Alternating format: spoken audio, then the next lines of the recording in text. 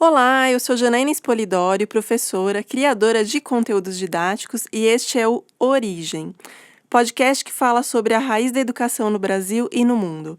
Espero que goste do conteúdo que criamos especialmente para você. E vem comigo! Origem. Brown, Pons, Tiger. Proelpsis, Origin, Yen. Origem, com Janaína Spolidório. Seja muito bem-vindo ao podcast Origem literário pedagógico, claro, porque aqui nós não falamos apenas de literatura. Eu e a Carol Cardenas falamos de literatura e pedagogia ao mesmo tempo. Se você nunca ouviu um podcast, eu vou explicar um pouquinho sobre como é o podcast, claro. É um arquivo de áudio, como se fosse um programa de rádio gravado, e você pode ouvir em qualquer lugar. Neste momento você não está nos vendo, mas acompanharemos você nos próximos minutos para falarmos de uma obra incrível, porém um pouco difícil de compreender, mas nós vamos trazer aqui algumas entrelinhas super interessantes sobre a questão escolar, porque esta obra em especial você já deve ter ouvido falar ou até lido, e ela tem tudo a ver com a escola, porque, na verdade, é sobre uma escola, o Ateneu. O Ateneu é uma obra muito famosa do Raul Pompeia e ele vive aí nas listas de Enem, o que é muito importante, né? Vocês veem a importância de um livro também quando ele está na lista do Enem. Embora ele tenha sido escrito durante o realismo, que é aquele mesmo do Machado de Assis, que nós já tratamos em outro podcast, né, que foi com Dom Casmurro, ele é considerado o único exemplar de romance impressionista que nós temos aqui na literatura brasileira. É bastante interessante e ele vai transmitir, como todo outro livro que vocês viram até aqui, um pouquinho sobre a vida do autor. Então ele coloca ali, o autor é Raul Pompeia, e ele coloca ali um pouco do que ele viu e viveu durante a vida dele, né, Carol? Oi, gente, tudo bem? É isso mesmo. Alguns dizem que Sérgio, que é o nosso personagem principal, é quem narra a história, era o alter ego de Raul Pompeia. Raul Pompeia também teve uma história semelhante à de Sérgio. Sérgio era um menino de 11 anos que foi enviado pelos pais a esse colégio, que chamava o Ateneu. Era um colégio agropecuário no Rio de Janeiro, super famoso. Só crianças com muito poder aquisitivo podiam estudar nesse lugar. E antes de ser matriculado nessa escola, ele conheceu. Ele foi a uma ou duas festas, já não me lembro mais, na escola. E aquela pompa, né, de festa de escola que toda boa escola tem. Já começamos fazendo aqui a nossa comparação. E ele ficou impressionadíssimo com as festas, com tudo que tinha, com a forma com que o diretor, que nós vamos falar dele mais pra frente, diretor Aristarco e a dona Ema tratavam as pessoas, e aquilo causou uma extrema ansiedade em Sérgio. Ele queria ir para aquele colégio. Sérgio foi enviado para lá. O pai dele disse para ele que aquilo ali seria a mudança de vida dele. Tipo, agora você vai dar um start na sua vida. Esse colégio vai transformar você.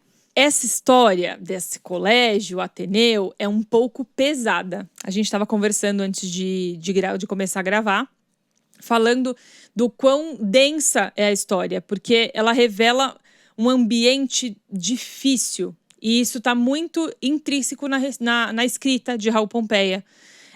Então o Sérgio foi para essa escola, lá ele passou era um internato só de meninos, ele passou diversas situações extremamente difíceis de lidar, principalmente para uma criança de 11 anos. Ele fez muitos amigos, muitos inimigos por interesse, até que para se manter, essa é a impressão, e ele fala isso algumas vezes, que para se manter são e vivo naquele colégio, ele precisava ter algumas amizades estratégicas.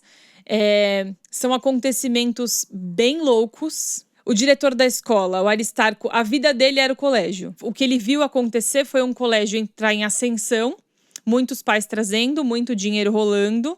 E isso, para ele, era motivo de muito orgulho. Ele tinha um prazer no Ateneu gigantesco. Qualquer coincidência, né? Ou melhor, qualquer semelhança é mera coincidência, né, Jana? Jana, Raul Pompeia, você lembra um pouquinho dele? Então, a Carol falou um detalhe importante. Antes de eu falar um pouquinho do Raul Pompeia, eu vou falar sobre a questão da festa. porque o Sérgio ele ficou impressionado ali com a festa, e muitas vezes a gente vai na escola, a criança ela cria uma ansiedade em relação à escola, pelo que ela olhou na primeira vez, mas aquilo ainda é superficial porque ela não vivenciou o lugar. E quando ela chega lá dentro, se não corresponde à expectativa dela, lógico que nem sempre vai corresponder, sabemos disso, tem uma realidade que precisa acontecer, mas pode ser que frustre essa criança. E quando ela fica frustrada, dificilmente você vai conseguir trazer ela de volta para o seu time, digamos assim. Então, ali no caso, o pai dele não queria nem saber, porque era um internato, né, de início, então ele ia ficar lá mesmo. As crianças de alto poder aquisitivo iam para lá, então ele também iria ir, não tinha papo. Mas ele criou toda uma expectativa e quando ele chegou lá dentro não era aquilo. E isso acontece ali com o Raul Pompeia, na verdade, porque ele tem vários downs ali na vida dele, né? Uma coisa assim, poucos ups e vários downs. Ele teve várias experiências que ele não se saiu bem, né? Ele tem aí uma questão que ele se matriculou, né, na Faculdade de Direito ali em São Paulo. O ano é 1881, se eu não estou enganada. E daí ele teve, assim, todo o contato com o ambiente literário, com a ideia reformista da época, entrou em campanha abolicionista, republicana, em várias atividades acadêmicas. E daí ele conheceu algumas pessoas, tudo, só que tudo era muito difícil. Assim como o Sérgio enfrentava dificuldades dentro do colégio, o Raul Pompeia ele enfrentava dificuldades na vida dele também acadêmica, né? Então, tudo que ele queria que mudasse, ele não conseguia que mudasse como ele queria. É uma coisa assim bem... dá para fazer um paralelo bem interessante. Ele foi reprovado no terceiro ano por questões políticas em 1883. E daí de São Paulo ele foi para o Recife, junto com 93 acadêmicos. Foi quando ele conseguiu concluir o curso de Direito em 85, mas só que ele acabou nem sendo advogado, gente, assim, não bateu na coisa. E ele voltou para o Rio de Janeiro, onde ele se dedicou ao jornalismo. Daí ele escrevia crônicas, folhetins, artigos, enfim. E daí ele começou a se dedicar a campanhas de implantação da República, toda aquela coisa de transformação do Brasil. Então a intenção dele era transformar. Mas nós sabemos que nem todo mundo entra nessa onda de transformar, né? Tem aquelas pessoas que elas ficam paradas e elas são um pouco irritantes, vou ser bem sincera. Porque quando uma pessoa fica parada, ela cria ali uma inércia, e essa inércia, ela é ruim para o ambiente, não apenas da educação, mas do trabalho. Então, assim, pela biografia dele, a gente percebe que ele é muito ativo. O Raul Pompeia era, né? Era uma pessoa extremamente ativa. O Sérgio também é bastante ativo ali no romance, né? Então, você consegue perceber bem que o Sérgio, na verdade, ele seria tipo um Raul Pompeia inserido em um ambiente fechado. E todas as pessoas que ele encontra ali, eu acredito que se nós olharmos mais fundo ainda na biografia dele, nós vamos encontrar pessoas parecidas com quem ele tenha vivido. Então, esse paralelo eu acho interessante, que é como se fosse um tabuleiro de xadrez, digamos assim, só que porque o tabuleiro de xadrez é um campo fechado, né, de 64 casas. Ali ele tem o Ateneu, que é uma escola num ambiente fechado, que ele controla a sociedade, mas ao mesmo tempo ele consegue dizer o que acontece com ela. Então, ele consegue fazer ali um paralelo muito interessante com a vida em sociedade na época dele e o Ateneu. Alerta de spoiler, mas é impossível não dar um. Raul, ele era muito amigo de Floriano Peixoto, né? Que era presidente ditador da época, lá em 1895. E quando Floriano morreu, ele sentiu muito, assim. Ele ficou perdido, teve um discurso acalorado no funeral, foi super absurdo. Um jornalista, Luiz Murat, ele escreveu um artigo no jornal falando, cara, criticando a postura de Raul Pompeia, pela forma com que ele reagiu. Era um funeral, afinal de contas, e ele nem era família, né? E dizem que ele ficou extremamente ofendido com aquilo, chateado. Dizem porque a gente lê muita coisa, né, gente? Há quantos mil anos atrás isso, e é impossível a gente saber ao certo porque a gente não estava lá. Mas dizem que ele ficou tão triste, não só com a ausência do amigo, mas também com com a forma com que ele recebeu a crítica, que ele cometeu suicídio no dia 25 de dezembro de 1895, bem pertinho da morte de Floriano Peixoto. Foi um choque, obviamente, na época. E no livro, Sérgio também perde um amigo. A reação dele, ele não morre, tá, gente? Eu vou contar, esse é o spoiler, ele não morre. Mas a reação dele diante da morte desse amigo repercutiu em muitas coisas na vida dele no andar da carruagem, do romance. Origem, com Janaína Espolidório. E nesse Origem 2, aqui no nosso segundo ato, Jana, a gente nomeou ele de comunicação rebuscada. Pra quem? A gente resolveu trazer uma polêmica aqui. A Jana gosta, né, gente? Vocês sabem que ela gosta de uma polêmica. Então, todo roteiro, seja eu ou seja ela que escrevemos, a gente tá sempre pensando em movimentar vocês, a cabeça de vocês, a opinião de vocês. Nós sabemos como funciona dentro das escolas, não é algo de alguém que nunca trabalhou em uma escola, porque para se falar de escola, perdoem as pessoas que falam sem saber o que é, você precisa estar dentro de uma, ou ter estado, né? Para conhecer como funciona, desde quem cuida de quem dá aula, até quem dá aula e dos alunos, e todo o ambiente escolar. É um ambiente difícil e é um ambiente de comunicação rebuscada, digamos assim. A linguagem que esse livro foi escrita, ela é extremamente rebuscada, gente. Ela é difícil. A gente estava até conversando no começo. Ela exige uma maturidade para entender. Eu li esse livro novinha, 15 anos lá na escola, e li agora para a gente fazer o podcast. A gente sempre faz isso, a gente revisita esses livros. E é óbvio que eu até ri em alguns momentos, porque ele fazia essa coisa do impressionismo, né? Ele fazia umas ligações, ele rodava tanto para falar certas coisas. E eu falava, que incrível, eu nunca pensaria em descrever essa situação dessa forma. E a gente colocou que no livro ele tem muita expressão, muita informação, muita coisa que às vezes você precisa do dicionário do seu lado e falar, que palavra é essa? Que ela nem existe mais no nosso vocabulário do dia a dia. Ela pode existir no dicionário, mas no vocabulário do dia a dia não. E aí isso fez a gente pensar que aquilo que a gente fala, aquilo que a gente escreve, pensando no ambiente escolar, não só fora dele, tudo isso precisa ser muito claro e suficientemente claro para que o outro entenda, para quem está ouvindo a gente falar ou quem está lendo a gente, entenda o que a gente quer dizer. Isso é muito difícil, assim, é super difícil. E aí a gente tem 2 perguntas para vocês que eu vou fazer. A primeira delas, e deixarei Janaína Espolidório dar uma aula pra gente. Tudo bem pra vocês? A primeira delas é para você, diretor, você que é diretor, ou se nós não temos entre nós diretores, envie isso para o seu diretor ou pergunte isso a ele e mande o nosso podcast para ele ouvir depois, tá bom? Então, diretores, coordenadores, queridos, seus professores entendem o que você quer dizer quando você faz uma reunião? Quando você conversa com eles, aquilo que você está dizendo é totalmente inteligível? Conte para nós. Jana, é com você. Carol, essa pergunta aí é interessantíssima. Interessantíssima porque, além dela ter relação com o Ateneu, que até nós estávamos conversando antes, que essa linguagem rebuscada do Ateneu, muito difícil de ler mesmo. Eu acho que é mais fácil ler um livro científico do que ler o Ateneu. Inclusive, dá a impressão que ele quer dar exatamente ao leitor essa ideia de como é pesado estar ali dentro daquele ambiente, né? Então, no caso aqui, se os professores entendem o que o diretor ou o coordenador quer dizer quando faz reunião. Essa questão da reunião é importante. Gente, reunião é um momento de formação do professor. Eu já trabalhei em escola particular e em escola pública, são momentos diferentes que nós temos ali. Vou ser muito sincera em dizer que eu tive uma única escola na minha vida que fazia reunião como eu achava que devia, e fiquei lá 3 anos. Era uma escola de educação infantil da prefeitura, vou até falar tudo.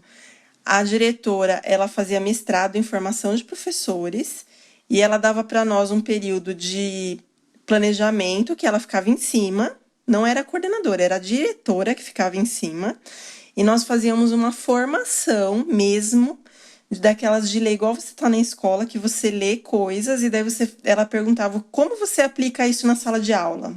Essa era a reunião ideal para mim. Agora, aquelas reuniões de HTPC que o pessoal chegava e começava a conversar de receita, e daí a diretora continuava a conversa de receita, ou se não que o pessoal chegava e começava a conversar e não tinha formação nenhuma, gente, aquilo é uma perda de tempo. Vou ser muito sincera em dizer, eu me sentia muito mal de ir em reunião assim, e também já tive aquelas que elas eram parcialmente boas, que a pessoa ia até fazia assim alguma coisa, mas tinha aquele período que você faz o planejamento. Eu concordo que tem que fazer o planejamento, mas onde eu quero chegar aqui, que eu já tô dando volta igual no Ateneu, né, ali. A questão é, você deixar claro como tem que ser a reunião na sua escola? Porque se você não deixar claro, se você deixar pontas soltas, os professores vão fazer como eles acham que deve ser. E não é como eles acham que deve ser. Tem que ter um direcionamento. Assim como o professor na sala de aula, ele tem que ter um direcionamento com as crianças, deixar claro que ele precisa que elas façam e qual é o objetivo, onde ele quer chegar, porque senão elas não vão chegar. O gestor, o diretor, ele precisa também dizer para esse professor que a reunião daquele dia é para isso, isso e isso. Gente, terminou esse assunto, não precisa mais ficar ali, porque assim, vai ter dia que vai passar do horário e vai ter dia que vai acabar antes. Uma coisa que tem que sair da escola é essa questão de cumprir horário. Você tem que cumprir metas, não horários. Se você alcançou a meta daquela reunião, não tem necessidade de você prender o professor por causa de horário. Nós que trabalhamos assim muito em home office, a Carol deve concordar comigo, quando você acaba uma tarefa, se você acabou mais rápido, ótimo. Você não tem que ficar cumprindo horário, você conseguiu fazer antes, isso significa que seu trabalho está mais produtivo, inclusive. Então, essa produtividade eu acho que falta demais por causa da falta de objetividade desta questão que os professores nem sempre entendem o que o gestor ou o gestor, eu digo, o diretor ou o coordenador querem daquela reunião. Então, se ele quer naquela reunião que os professores tenham uma formação X, essa formação está bem estruturada? Foram feitos slides? Esse professor tem um material para acompanhar numa apostila? O que ele vai fazer durante a explicação? Você tem uma interatividade? Qual é o objetivo dessa formação? Os professores estão precisando realmente dela? O que você observou em sala de aula que você quis que ela colocasse essa formação na reunião? Então, é uma série de questões ali estratégicas que o gestor precisa observar para poder trazer isso para uma reunião pedagógica. Se na reunião pedagógica não tiver isso, ela vai ficar com pontas soltas, e daí o professor não vai entender onde ele quer chegar, onde o gestor quer chegar com aquilo. E daí vai tirar a qualidade e até a intencionalidade daquela reunião. Mesma coisa para conselho de classe. Eu achava um absurdo que chegava em conselho de classe, queria saber qual aluno que era ruim. E eu ficava pensando, por que a gente não pensa naquele aluno que é ótimo e observa o que foi feito com aquele aluno para poder trazer ali o aluno que tem dificuldade junto? Não, só falava de aluno ruim.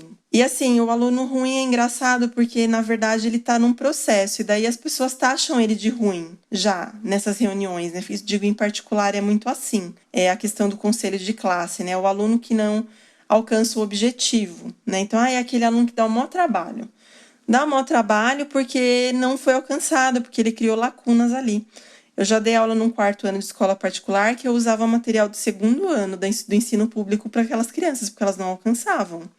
E daí eu dei uma prova e fui chamada pela dona da escola, porque os alunos todos de 4º ano tiraram nota abaixo da média. E aquela prova era uma prova que eu tinha dado para um 2º ano do ensino fundamental na pública. Então, como que eu vou falar isso para uma diretora? Então, você vê que a diretora não tem, a diretora, dona da escola, né? Não tinha nem noção de qual era a qualidade de ensino ali dentro. Como que você vai explicar isso para a pessoa? Então, diretores e gestores, prestem atenção no que está acontecendo na escola de vocês também.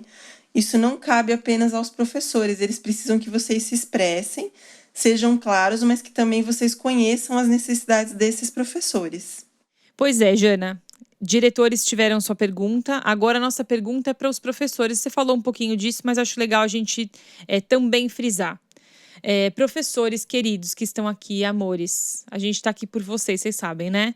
Mas eu acho importante vocês também se perguntarem, e aí a gente pergunta para vocês, se seus alunos têm compreendido o que vocês ensinam. Às vezes, a gente tem aluno que não está indo muito bem, e é importante a gente avaliar se isso não tem a ver com a nossa forma de entregar o conteúdo, da nossa forma de ensinar. Eu sei que é difícil, essa autoanálise é difícil, porque às vezes a gente encontra a resposta na gente e isso não é muito agradável. Mas é extremamente importante, né, Jana? Carol, muito importante fazer essa autoanálise, porque muitas vezes o professor ele tem a impressão que ele está ensinando e, na verdade, a criança não está conseguindo aprender. Ela não está sendo olhada, digamos assim, né? Não está sendo vista ali a dificuldade que essa criança tem. A nossa forma de expressão ela ficou muito escancarada nessa pandemia, para quem está dando aula online, principalmente. Nós vemos aí que os professores têm muita dificuldade com a tecnologia, mas eles também conseguem observar ali no vídeo a falta de expressividade quando eles não tinham. Porque quando nós estamos na sala de aula, nós ainda temos a possibilidade de utilizar recursos do ambiente, de andar para lá e para cá, de uma série de coisas. E temos também na sala de aula a questão da expressão corporal inteira, porque o corpo está inteiro lá. Na tela aqui do computador, nós não temos. Então, algumas coisas, até as fonos, elas têm sido muito acionadas por causa disso. Questão de como que você enquadra seu rosto na tela, né, do computador, se fica assim, tipo um palmo para baixo, né, a cabeça. Se você consegue trazer expressividade para sua fala, se você articula bem essa fala também é importante. Tudo isso que aparece na tela é exatamente o que o professor faz na sala de aula. Daí você consegue avaliar se você está fazendo certo, porque você está se olhando fazendo aquilo. É que nem se você estivesse num espelho. Então, é bem relevante isso para a educação. A pandemia trouxe muitas coisas ruins. Não é fácil ficar em casa, assim, a gente também não aguenta mais. O meu filho não aguenta mais ter aula, eu não aguento mais ver ele tendo aula em casa. Eu não aguento mais dar aula à distância, assim, a gente está dando formação à distância, então é difícil. Mas serviu para esse tipo de coisa. Como que é a sua expressão? Você consegue colocar ali no olhar o que você quer expressar? Você coloca sentimento no que você está falando? Quando você vai ler um texto, principalmente, a gente tem aquela leitura de sala de aula. Gente, essa leitura de sala de aula é uma coisa tenebrosa. Eu acho que é pior do que ler Raul Pompeia no Ateneu. Aquela leitura didática que a gente lê lá, o sistema solar é composto por nanana, parece que tá, né, fazendo uma reza ali de longo prazo e não tem expressão nenhuma. Vamos colocar sentimento nisso. Quando você coloca sentimento numa leitura, você começa a perceber também a sua fala. Então, quando você vai falar de algum assunto com seu aluno, coloque sentimento naquele texto. Quando o seu aluno vai ler o texto, ensine ele a colocar sentimento. Então, qual é a palavra que você vai falar com mais ênfase? Quando você tem uma pontuação, não utilize a pontuação de maneira fria, porque daí você não provoca a interpretação daquele aluno. Então, essa maneira fria é quando você respeitar ponto final, vírgula, perfeito. Só que você está dando aquela ênfase, então... o personagem lá, sei lá, o coelho, entrou na toca e saltou para cima da cenoura. O coelho entrou na toca e saltou para cima da cenoura. Você tem que dar assim uma ênfase nas palavras, porque senão a coisa não anda, o negócio não entra na cabeça da criança. Não só criança, né? Adolescente, porque tem uns adolescentes que eles têm dificuldade na leitura exatamente porque não foi trabalhado em sala de aula. E não foi trabalhado porque, além desse professor não ler, né, como se deveria, e nem esse aluno ser treinado porque o professor também não tem culpa porque ele foi treinado dessa forma na escola, isso vai para a expressividade dele quando ele fala. Então, quando você fala com a sua classe, você coloca sentimento, você faz o aluno sentir como você está se sentindo com aquele conteúdo, você consegue expressar o que você quer que aquele aluno traga para você, que apareça ali naquela aprendizagem. Então, toda essa paixão assim, falta muito. É que nem eu falei, é pior a leitura didática do que ler Raul Pompeia. Eu, pelo menos, acho. Não sei o que a Carol acha disso. Aqueles problemas matemáticos, gente, criança não interpreta problema matemático, porque o professor não... Eu acho que 80% no mínimo dos professores, se não for mais, não consegue trabalhar a interpretação como se deve de uma leitura com os alunos. A leitura, ela é ofuscada pela escrita, eu acho, na escola. Não sei, eu tenho essa impressão. Quando eu dava aula, eu tinha essa impressão. Com o meu filho, assim, eu tenho essa impressão. E até, assim, foi um comentário que eu fiz com o Pedro, né? Que provavelmente vocês vão ouvir podcast sobre isso. Como tem pedido podcast, achando que podcast é só você gravar um áudio com voz. Não é. Podcast você tem que colocar paixão, você tem que fazer um roteiro, você tem que explicar como que faz, tem todo um esquema para fazer podcast. Então, tudo isso nem sempre é expressado pelo professor quando ele pede uma coisa para o aluno. Então, se você não expressa o que você quer, não tem como você pedir isso do seu aluno. Porque se nem você sabe, como que o coitadinho vai saber? Origem, com Janaína Espolidório. Gente, o Origem 3, que é o nosso terceiro quadro aqui do Ateneu, vai falar um pouquinho sobre a hipocrisia educacional. Aqui a gente vai falar um pouquinho de sentimentos, porque dentro do Ateneu acontecem sentimentos profundos. Pense em uma coisa assim forte, é a vivência do Ateneu. E eu até acho engraçado, porque toda vez que nós falamos de escola, a gente tem aí várias obras de escola, né? A gente tem o Harry Potter, que se passa ali na escola, né? Toda fantasiosa de magia. Nós temos aqui o Ateneu, que é mais antigo. Várias outras obras da Escola do Rock, né? Que é um filme. O foco, geralmente, é nas crianças. Como que é aquela vivência entre as crianças. E isso é extremamente forte no Ateneu. Né? Esse sentimento em relação à escola. Parece que a escola, ela desperta uma coisa em você. E realmente ela desperta, porque cada um de vocês que estão ouvindo aqui a gente agora, provavelmente tem algum sentimento em relação às escolas que vocês passaram. O Raul Pompeia aproveita esse ambiente como se fosse um experimento social. É aquela história do xadrez que eu falei para vocês, que é um espaço fechado. Eu não jogo xadrez, nunca consegui aprender, vou ser bem sincera, acho ótimo. Só sei as jogadas básicas, porque eu li um livro literário que falava disso. Ele contava ali em formato de historinha. E é o que eu sei fazer. Mas eu acho xadrez uma coisa fantástica, assim, o universo que tem por trás dele, porque é um universo controlável. Então, o Ateneu ali, ele traz como experimento social... como se ele conseguisse desvendar e criticar a sociedade carioca do final do século XIX. Então tá tudo ali no tabuleiro dele. E se você for bem esperto, você já vai pegar essa questão do xadrez que eu tô reforçando aqui. E já vai pensar o que a gente tá pensando já pro próximo podcast. Vamos ver se vocês adivinham. Pro próximo não, na verdade depois do próximo ainda, né? Mas a gente já tá aqui pensando nele. E o Ateneu, ele traz toda essa questão dessa sociedade carioca controlada ali dentro. É um jeito dele controlar a escola. É o modo como o Raul Pompeia controla a sociedade dentro de um ambiente para que o leitor consiga observar o que ele observava, né, Carol? Ele destaca, isso é muito legal, porque são muitos personagens, gente, são muitos. São muitos amigos, muitos estudantes, cada um com a sua particularidade, tem funcionário, aparecem muitas pessoas. Mas ele destaca bastante o diretor, Aristarco. Ele era o símbolo de poder, sabe?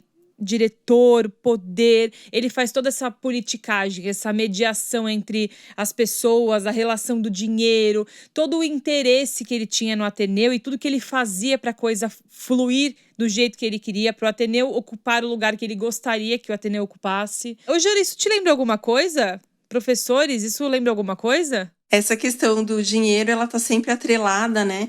Essa questão financeira, ela atrapalha demais a educação, demais mesmo. Eu conheço diversas escolas que elas têm muito a questão monetária para mostrar para o pai e na hora da qualidade da educação não existe. São escolas assim que até estão aqui na minha cidade. Não sei se na cidade de vocês também tem uma questão assim. Da Carol deve ter, porque ela mora em São Paulo mesmo. Então, aqui em São Bernardo nós temos algumas. Eu conheço algumas podridões aí por trás das escolas. Prefiro não conhecer muito por dentro a do meu filho, porque assim é melhor você não saber algumas coisas, sabe? Porque no final você consegue ensinar ainda alguma coisa em casa, né? Então, algumas questões. Eu estava até fazendo um vídeo esses dias sobre o autor do Capitão Cueca, porque ele é, né? Porque ele tá vivíssimo aí. Ele é disléxico e tem TDAH. E ele fez um gibi no segundo ano que o professor rasgou, que é o Capitão Cueca, e esse gibi está traduzido para 28 idiomas. Então, qual foi a função ali da escola para essa criança? tudo ali remete à escola, percebe? Então, como que a escola trata a coisa? No caso aqui do nosso diretor do Ateneu, nós temos essa relação com o dinheiro. Uma escola querendo competir com a outra, o que oferece mais, no caso da particular. E no caso da pública, querendo conquistar ali a parte da comunidade, né? Então, como que você faz isso com a comunidade? Tem toda uma questão monetária também na escola pública, mas o tratamento é diferente, nós temos questões diferentes, obviamente, porque na escola pública acontece muitas mudanças que não acontecem na particular em relação ao corpo docente, principalmente. A particular, ela tem a oportunidade de investir na formação do educador, mas infelizmente ela investe muito na parte visual, eu acho. Assim, é uma crítica minha à escola particular.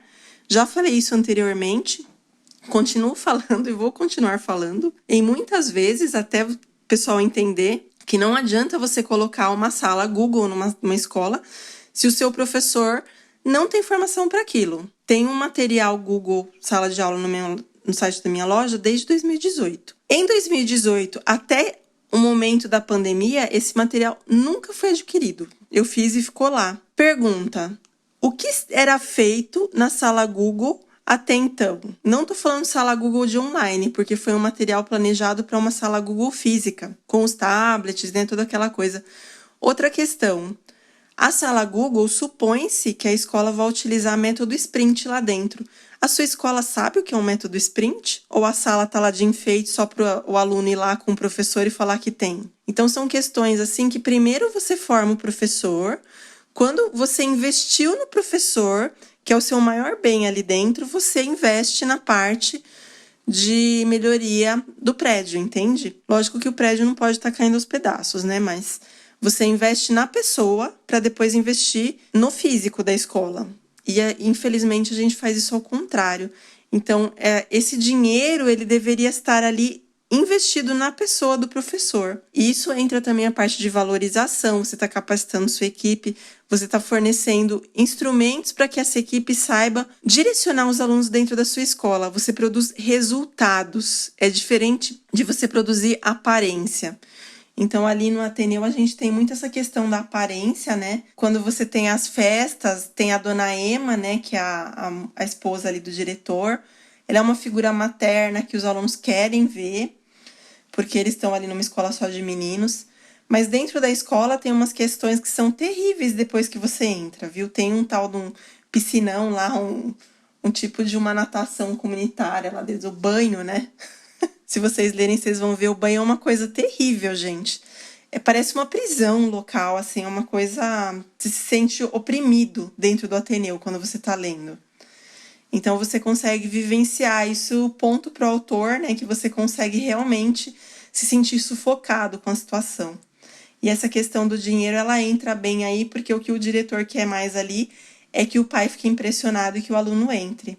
E daí ele trata bem os alunos que pagam e mal os alunos que não pagam, né? Assim, são os inadimplentes, digamos assim. Tem toda essa questão que estraga aí um pouquinho e que poderia ser melhor investida.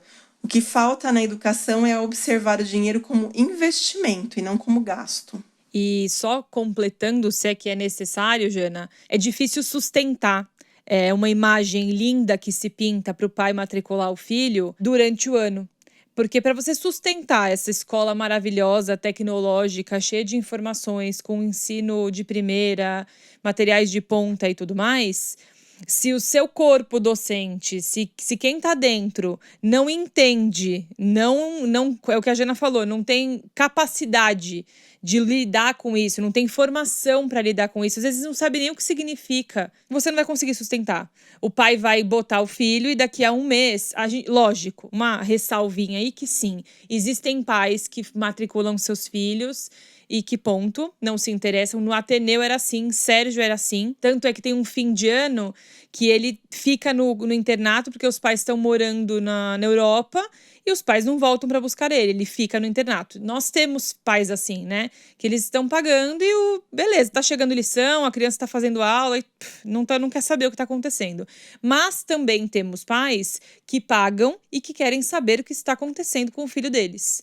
Esses pais costumam causar muito problema quando eles se deparam com uma escola que prometeu 1001 coisas e não cumpriu. Isso é muito importante, é muito mais fácil a gente pegar, o que a Jana falou do investimento. Pega-se esse dinheiro e a gente investe no que vai fazer a sua escola andar, é bem mais inteligente, né? É muita coisa para pensar aí, Carol. Eu acho assim que o professor, o educador, ele tem aí um grande desafio nas mãos, que é se manter fiel à profissão que escolheu. Independentemente do ambiente, das pessoas, não dá para perder a essência. Não pode esquecer o papel de professor, de educador, de gestor, seja qual for o caminho aí que você escolheu dentro da educação. Quando você perde essa essência, você começa a perder o foco também. E esse foco é o que faz a escola andar. A escola, gente, é feita de pessoas, não é feita de máquinas, não é feita de paredes. Lógico que isso também é importante. Nós precisamos ter recursos, porque daí vai ter sempre aquele lá que comenta assim, porque minha escola não tem recurso. Gente, desanda dessa coisa de minha escola não tem recurso. Muitas vezes o recurso é você quem faz, tem outras formas de colocar recurso ali. As pessoas têm a mania de achar que as outras pessoas não entendem a situação delas. Não é isso. Não é porque você está passando por isso que outras pessoas também já não passaram. Se vocês passassem por algumas coisas que eu já passei, vocês iam sentar e chorar. Porque, assim, não foi fácil a minha trajetória de escola também. Mas eu não fico aqui me lamentando, eu olho para frente em vez de olhar para trás. Ou se não, ficar ali me lamuriando por coisa que eu não posso resolver. Sempre faça o que você pode fazer. Sempre dê o melhor de si. É assim que você consegue mostrar para a escola que o investimento deve ser em você. Primeiro, em você educador, em você pessoa. Nota 100 mil para a escola que investe no formador, no professor, porque é ele que vai levar a educação para frente. Não é a sala Google, não é essa questão de a viagem para não sei onde, que os pais se gabam para os outros pais, né? Parece aquele negócio de qual escola é a melhor no WhatsApp, né? Não, a melhor escola é aquela que percebe que o investimento é no ser humano. Então, se você pode investir no ser humano, invista. É ele que vai te trazer o retorno, né? Então, é nisso que você tem que pensar.